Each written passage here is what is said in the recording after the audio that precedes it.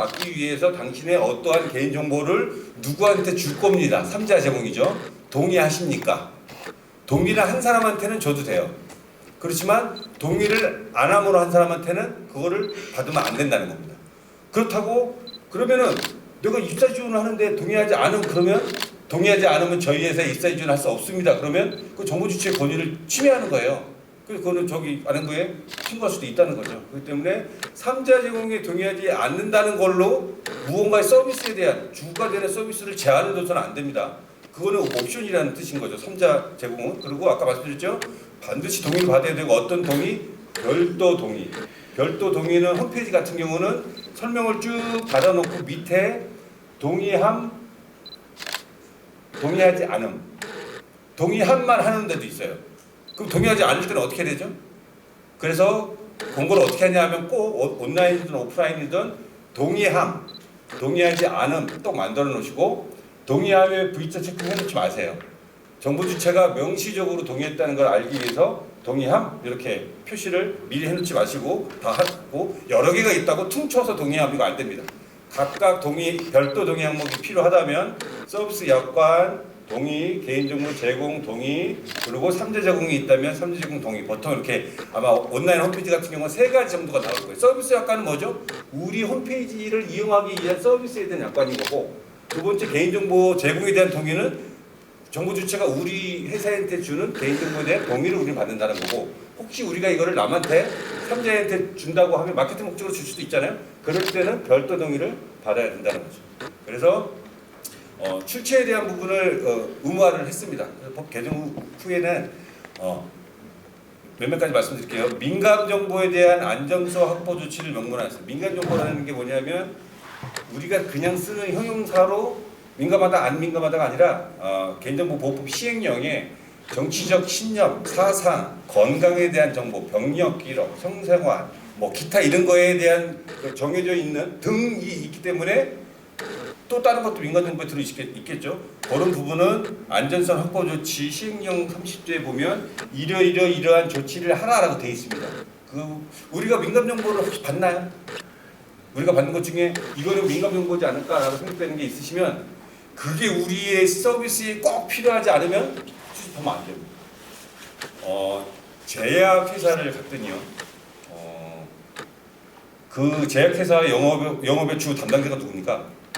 병원이잖아요. 의사님들이신데 거기서는 의사님이 주량이 몇 병이고 뭐를 좋아하고 취미가 뭐고 뭐를 그냥 이렇게 대화로 통해서 이렇게 다 이렇게 DB화해서 갖고 있는 거예요. 그래서 제가 이제 개인정보 교육을 콘서트를 하러 갔더니 우리 회사에서 온 거는 절대 나가서 기밀로 유지를 하시고 저희가 질문에 답을 해주십시오. 알겠습니다. 그건 당연한 겁니다. 저는 어디 가든 간에 기밀 유지각서 쓰고 작업을 하니까. 그래서 들어가서 그 프로그램을 봤더니 거기 진짜 그 할 말 못할 말 다 써 있어요. 엄청난 민감 정보라는 거죠. 그래서 우리는 이걸 어떻게 해야 됩니까? 그래서 어떻게 됩니까? 즉시 삭제해야죠. 동의도 안 받고 받은 거니까. 그래서 이 시스템을 없애든지 삭제라든지 둘 중에 하나 하십시오. 제가 드릴 수 있는 법적인 그 답은 그것밖에 없습니다. 나머지는 법에서 이런 거 하라고 했고 민감 정보도 받을 때 별도 동의를 받으셔야 돼요. 민감 정보를 별도 동의로 받게 되는 경우가 언제냐면 아까 제가 병력에 대한 기록 이런 거 있다 그랬잖아요. 여러분이 온라인 또는 오프라인으로 입사 지원서를 받을 때 병력의 면제 사유, 제대 사유 이런 거 물어볼 거예요. 근데 병이 아파서 이렇게 된 사람도 있잖아요. 그것도 민감 정보입니다. 그래서 밑에는 이러이러한 민감 정보 별도 동의 이렇게 받으셔야 되고 그리고 저희가 장애인 맥급이에요. 그것도 민간 정보잖아요. 이런 거를 수집하실 때는 민간 정보이기 때문에 별도 동의를 받으셔야 된다는 거예요. 그리고 맨 아래 요거 굉장히 중요해요. 주민등록번호는 법률 시행령의 근거가 있어야 처리가 가능. 가로 열고 시행 규칙은 제외. 우리 방판법 시행 규칙에 주민등록번호 수집이 있는 거를 어떻게 알았는지는 모르겠는데 시행 규칙은 제외예요. 시행 규칙은 보통 법령에서 뭐가 들어갑니까? 양식이라든지 이런 절차 이런 게 시행 규칙이 들어가요. 법은 전반적인 테두리를 만들어 놓고 시행령에는 거기에 대한 구체적인 내용들 그리고 시행 규칙에는 양식 신청을 할 때는 이 양식을 쓴다. 뭐 쓴다. 그리고 우리 방판 부분이 있는데 시행규칙이 제외가 돼 있다고 돼 있기 때문에 우리 방판법 시행규칙 15조에 다단계 판매원 신청 받을 때 지금 주민등록번호 받으시잖아요. 결과적으로는 아까 몇 번 말씀드렸습니다. 우리는 법적인 근거가 이제 없는 거예요. 받으시면 안 돼요. 자, 그래서 그러면 제가 그 거꾸로 이제 여쭤봤어요. 그러면 굳이 주민등록번호를 왜 받으시려고 하는데요? 1번, 세금 신고해야 되는데요. 세금 신고 목적으로는 받을 수 있습니다. 정보주체의 세금 세금 관련된 법에 있어서 우리 세금 신고할 때 기타 소득 처리 3.3% 띄우실 때 뭐가 있습니까? 이름, 휴대번호, 주소 써야 되잖아요. 신분증 성분도 공식적으로 받잖아요. 그렇기 때문에 그 목적으로라면은 주민등록번호를 받으셔도 돼요.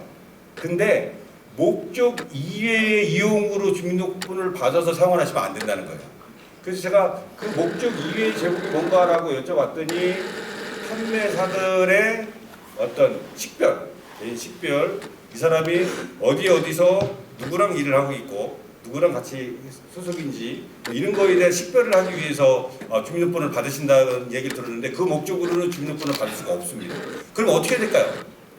개인을 식별을 할 수 있는 방법이 주민등록번호가 제일 확실하긴 한데 그럴 수 없으니 이름, 전화번호, 이메일, 뭐 기타 등등의 조합으로 무언가를 식별할 수 있는 근거를 만드셔서 이름, 전화번호 본인 인증하면 되잖아요.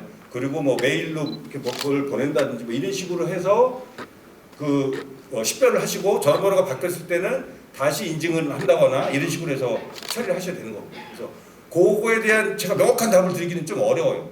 그리고 그런 운영의 노하우는 여러분들이 갖고 계실 테니까 우리는 주민등록번호를 안 받고 어떻게 우리가 진행했던 업무를 할 수 있을까? 그걸 한번 고민을 한번 해보시는 게 좋을 것 같고 혹시라도 이따 질의응답 시간에 좋은 의견이 있으시면 한번 주시기 바랍니다. 이건 넘어가겠습니다. 일상생활에서 개인정보의 활용 이렇게 넘어가겠습니다. 있으니까 나오긴 하는데 신용카드를 주잖아요. 그렇죠? 정보통신망법에서 신용카드 번호는 암호화를 해서 보관해야 되는 굉장히 중요한 정보거든요. 근데 우리 카드 결제할 때 신용카드 주고 쓱 긁어서 하는데 이거 법적으로 보면 그 동의 받아야 되는 거 아닌가요? 그렇지 않아요? 근데 개인정보보호법 안에 정보통신망법도 안에 정보주체의 권익을 위해서 결제 등등에서 불가피할 때는 동의를 안 받아도 됩니다. 만약에 이게 동의를 받는 거였으면은 우리는 매번 카드를 긁을 때마다 이거를 갖고 동의함 사인하고 이걸 했었어야 되는 거예요. 근데 타 법무에서 이런 결제라든지 이런 데 때는 이거를 안 해도 된다는 거고 업체 간의 명함교환 이거 굉장히 이제 중요합니다. 제가 오늘 처음 뵈서 부장님하고 안녕하십니까 명함 교환했어요. 이거 개인정보보호법상으로는 뭡니까? 개인정보 주고받는 거잖아요. 그럼 서로 동의서 이만큼씩 갖고 다니면서 서로 이렇게 사인합니까? 그럴 수 없잖아요. 사실 통영상 비즈니스로 명함 주고받는 건 상관이 없는데 제가 오늘 이 자리에 오신 분들을 나가서 명함을 다 받아서 다 이름을 정리해 놓고서는 제가 뭐 다른 장사를 하는데 여러분 이거 하셨을 때 이거를 한번 해서 이거 한번 와르부상으로 메일을 보냈다? 그러면 개인정보보호법 위반입니다. 사회적 통영상의 명함 교환이 아닌 다른 목적으로 제가 이걸 쓴 거잖아요. 그렇기 때문에 그건 상식적인 차원에서 여러분이 충분히 이해를 하실 거라고 생각을 합니다. 자, 그래서 이런 경우도 있어요. 그러니까 주민등록번호를 못 받는데 관공서도 그렇고 일반 민간 회사도 그렇고 출입을 이렇게 하러 가면 신분증 주세요. 그러고는 이 표찰 출입증을 바꿔줍니다.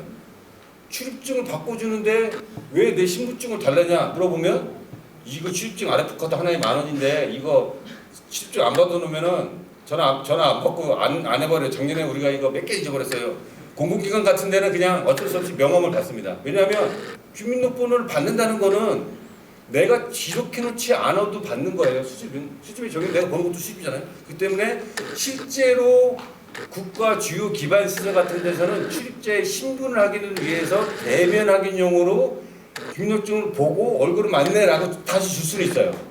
근데 신분증을 보관해놓는 거는 명백히 위법입니다. 주민등록번호를 받는 거기 때문에. 그래서 그걸 가지고 아직까지 단속까지는 하고 있지는 않는데 혹시라도 여러분 회사에서도 그런 게 있다면 뭔가 다른 방법을 강구하시거나 회사에 따라서는 주민등록증을 주면 이렇게 케이스가 있어요. 그래서 이름만 이렇게 보이고 나머지는 까맣게 테두리가 쳐져 있어서 이렇게 우리는 안 보겠다는 명시적인 표현인 거죠. 이렇게 보관하는 회사도 있긴 있습니다. 그래서 어쨌든 주민등록번호는 그런 용도로도 받으시면 안 되고, 그리고 그냥 들어왔는데 여기 적으라고 하잖아요. 누구 만나러 오셨어요? 어디서 오셨죠? 이름, 회사, 전화번호, 이거 개인정보죠. 개인정보이기 때문에 그때는 동의를 반드시 받으셔야 되고, 동의로 사인하셔야 되고, 또 갔다 왔는데 비정상하게 했는데 동의를 안 받았다. 그러면 안행부, 인터넷진흥원, 기타 등등에 이렇게 민원을 내시면 거기서 왜 안 받았는지, 뭐 했는지 굉장히 업체를 좀 귀찮게 할 수도 있습니다. 즉 정부 주체가 우리를 거꾸로 귀찮게 할 수도 있다는 거죠. 조금 딱딱해진 그 감이 있어서 제가 타 기관에서 있었던 공공기관인데 사례 잠깐만 말씀드릴게요. 여기 도봉구 밑에 가면은 시설관리공단이 있어요. 거기서 수영장도 하고 체육센터 같은 거 운영하고 뭐 이런데요.